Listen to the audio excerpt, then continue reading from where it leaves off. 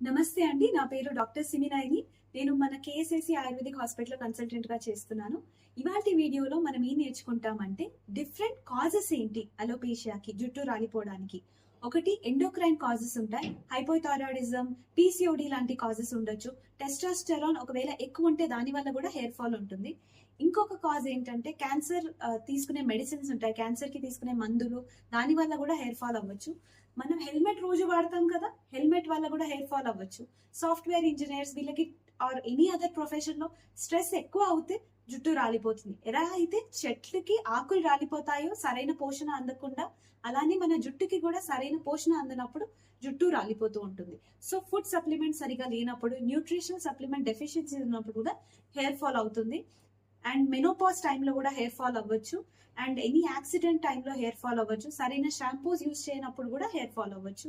Pollution వల్ల కూడా hair fall అవ్వచ్చు.